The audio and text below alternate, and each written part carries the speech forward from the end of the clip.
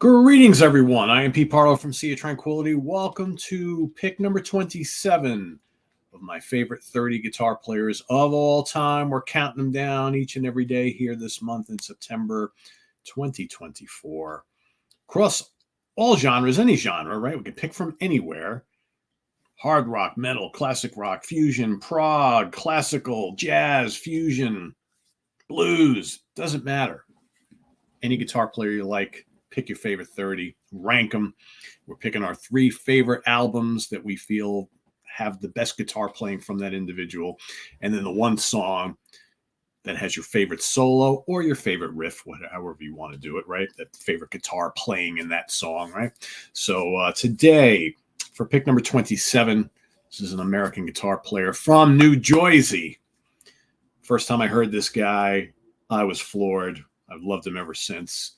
I really love the band as well. And, one of the main reasons, one of many, is his guitar playing and his songwriting and arranging skills. Let's bring to the stage none other than Mr. Michael Romeo from Symphony X. That's right, New Jersey's own Symphony X, progressive metal powerhouse.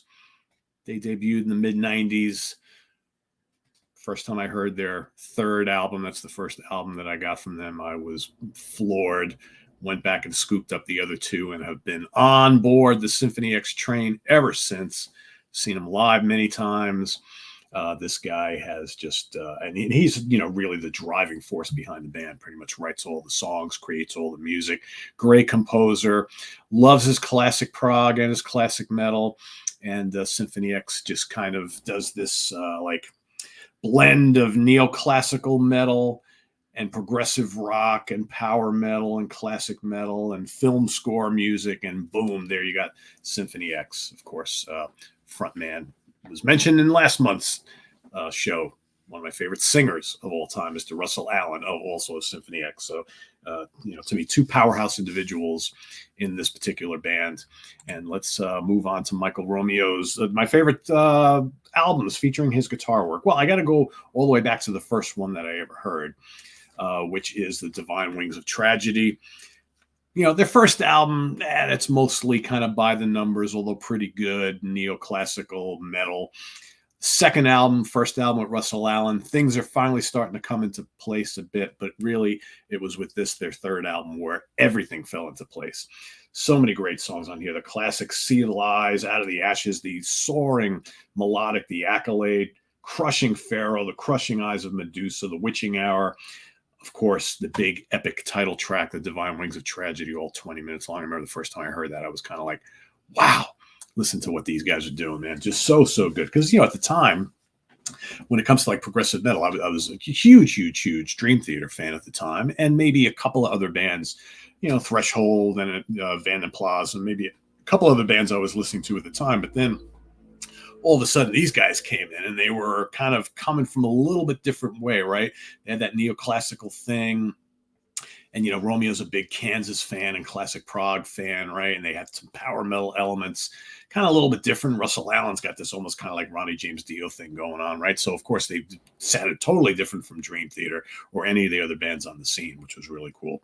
So, and Romeo, what was always really cool about Symphony X to this day, they do these great dueling guitar and keyboard solo trade-offs, which take you all the way back to Rainbow Rising, right? Era Rainbow with Blackmore and Tony Carey, and also, Yngwie Malmsteen and Jens Johansson, right? So if you like that kind of blistering back and forth guitar keyboard thing, Symphony X has always done a lot of that, which is really cool. So yeah, Divine Wings of Tragedy is the first. Next up, I'm going to go with perhaps is my favorite Symphony X record, which is Paradise Lost. Absolutely crushing. This is from 2008. And this, takes that. I mean, this is probably arguably their heaviest album. It's just absolutely massive. And his guitar tone on this entire album, the riffs are crushing. The solos are absolutely blazing because, he's a shredder, but he can play really, really tasty too. I mean, Set the World on Fire, Domination, Serpent's Kiss. Serpent's Kiss is so good. The title track is just amazing. Walls of Babylon, revelation. Just not a bad track on here. It's just so massive, so heavy, and just crazy with intricate soloing and arrangements and things like that. Just a just banger of an album. And I mean, I could pick any Symphony X album, and those two were no brainers to pick. And then I'm like, God, what do I choose from all the rest? Because they're all so good. I ultimately decided to go with the Odyssey. Could have picked 5 in the Mythology Suite, right? Could have picked Iconoclast. I mean, just so many good ones. Could have picked the 4th album.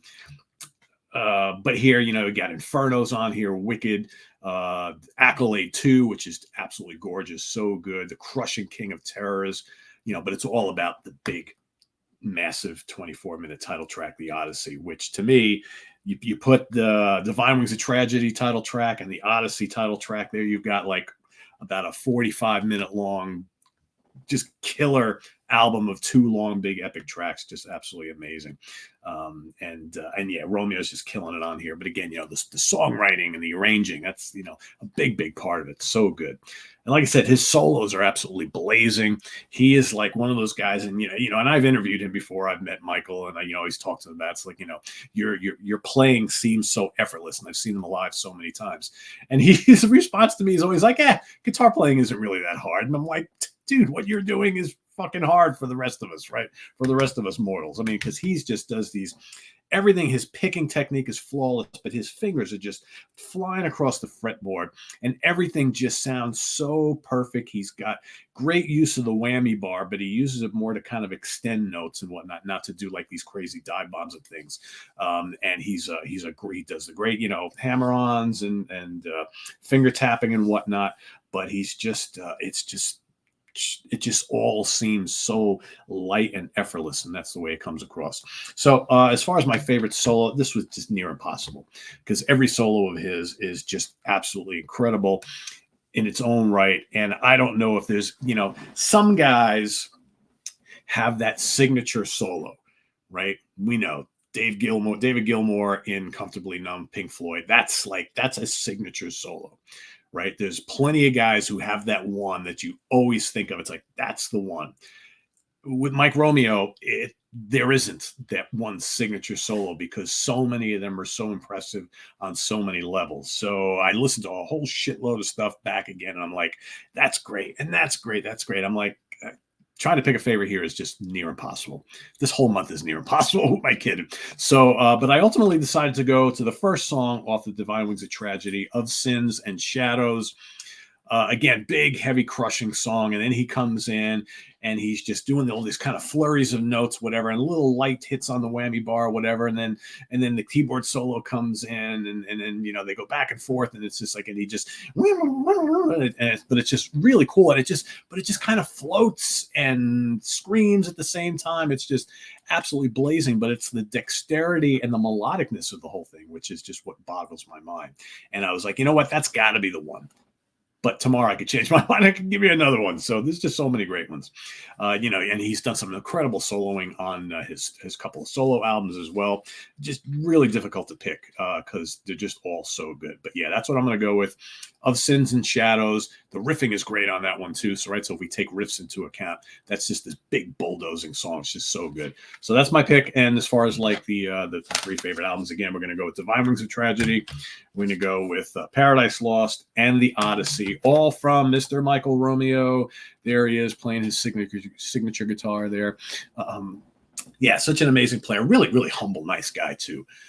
He's just so down to earth and just approachable. And to him, it's just like he just loves doing this. And, he's in a band very noteworthy band on the scene for this style of music. But, Symphony X aren't really a big band. But he just loves creating music, loves what he does. And as far, when you tell him how great he is, he's just like, it's anybody can do this. I'm like, no, man, not everybody can do this. Not quite like you. But anyway, that's my pick for today. Let us know what you think. If you're aware of Michael Romeo of Symphony X, down in the comments below. If you haven't ever listened to Symphony X and you're a metal fan, you need to go check them out. They're just absolutely amazing. Killer vocals, great albums, great songs, and just an amazing, amazing guitar player. Like I said, he's been one of my favorites for a long time, since the very first time I heard these guys, and I've seen them live many times over the years. Just absolutely fantastic. So, but let's also list your pick down below with all this criteria, and we'll see you tomorrow for another one. Right? We're going to do this each and every day, putting ourselves through torture, picking out favorite guitar players. I had a whole conversation with my two comrades over on Ford Fusion Friday last night when we recorded the episode. And I was telling them how hard this is. And Eric Porter was kind of like, yeah, man, this is, because, he's trying to play along as well. He's like, this is tough. When you're someone who just your whole life has been studying guitar players and loving guitar players, and then you can only pick 30, and then you got to pick your favorite solo and your 3 favorite albums. It's damn near impossible, because I know I'm gonna sound like a broken record, but I love so many guitar players, and the ones that aren't making my list, I feel so bad that I'm leaving them off the list. I don't love them any less. It's just that you got to pick the ones that maybe just mean a little bit more to you. It's hard, though. It's really hard. It's really hard. Anyway, thanks for watching. Visit us on the web at www.seatranquility.org. We're on Facebook. We're on YouTube all together all the damn time. Please subscribe if you haven't already, and click on that notification bell so you get alert of all of our content as a post. And please do hit the like button before you leave. Also, down below, we got the links to our Ko-Fi page for channel donations, our merch page, and our Cameo page. Thanks to everyone who supports us. We greatly appreciate it. It's always a breath of fresh air when people want to help contribute and keep us going here. So we thank you, and we'll see you soon here with more stuff. Tomorrow, of course, pick number 26. New album reviews. Should have a few for you today. Probably not as many as I would have liked to, because it's just been with the long holiday weekend, I wasn't sitting around listening to music, and it's been a busy week so far. But I should have at least 2 or 3 for you, hopefully. So stay tuned for those, and we'll see you soon. I am Pete Pardo. Thanks for watching, everybody. Take care. Bye-bye.